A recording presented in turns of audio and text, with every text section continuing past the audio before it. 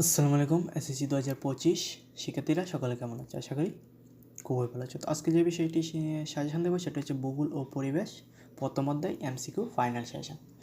তো তোমরা অবশ্যই বুঝতে পারছো তোমাদের যে ভূগোলের প্রথম অধ্যায়ের এমসিকিউ ফাইনাল সেশন দেবো এবং সাথে উত্তরও দিয়ে দেবো। তোমরা যদি এগুলো পড়ো ইনশাআল্লাহ এখান থেকে কমন পড়বে। আর তোমাদের কাছে একটা রিকোয়েস্ট, তোমরা যদি এরকম ভিডিও নিয়মিত পেতে চাও অবশ্যই চ্যানেলটা সাবস্ক্রাইব করে রাখবে এবং পরবর্তী দ্বিতীয় অধ্যায় তৃতীয় অধ্যায় এভাবে প্রত্যেকটা অধ্যায়ের এমসিকিউ নিয়ে হাজির হবো। তোমরা যদি এমসিগুলো পেতে চাও ওই চ্যানেলটা সাবস্ক্রাইব করে রাখবে।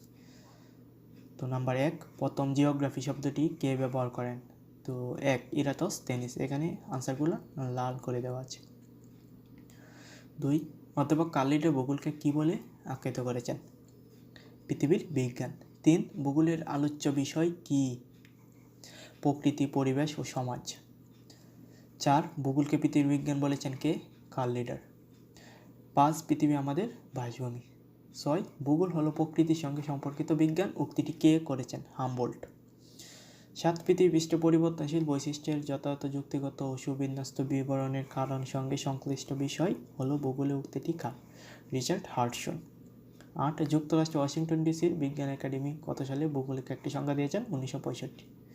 9 ভূগোল প্রকৃতির সকল উপাদান মিলেমিশে তৈরি হয় পরিবেশ। 10 পরিবেশের প্রধান উপাদান দুটি। 11 কোনটি জীব ভূগোলের অন্তর্ভুক্ত?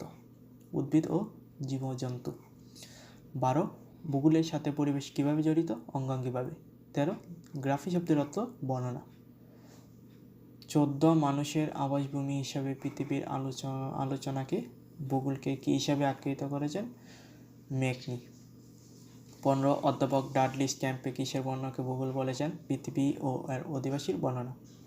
16 মানুষ ও পরিবেশের মধ্যে মিথস্ক্রিয়া সম্পর্কে কী আছে? কার্যকরণের খেলা। 17 ভূগোলের কোন শাখায় ভৌত পরিবেশের মধ্যে কার্যকর বিভিন্ন প্রক্রিয়া অন্তর্ভুক্ত থাকে? প্রাকৃতিক ভূগোল।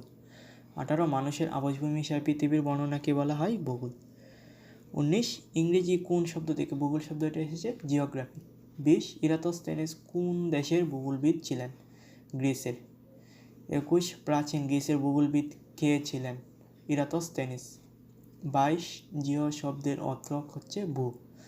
23 পৃথিবী, বায়ুমণ্ডলে, বায়ুমণ্ডল ও জলবায়ু ভূগোলে কোন শাখায় আলোচিত হয়? প্রাকৃতিক ভূগোল। 14 ভূগোলের পরিধির বর্তমানে অনেক বিস্তৃত হয়েছে। যথার্থ কারণ হলো 1 2 3 তিনটাই নিচের তিনটাই সঠিক।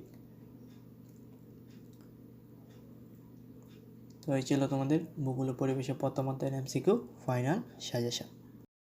তো এরকম ভিডিও নিয়মিত পেতে সবাই চ্যানেলটা সাবস্ক্রাইব করে রাখো যাতে তোমাদের পরবর্তী ভিডিও খুব সহজে তোমরা পেতে পারো। সকলকে অনেক অনেক ধন্যবাদ।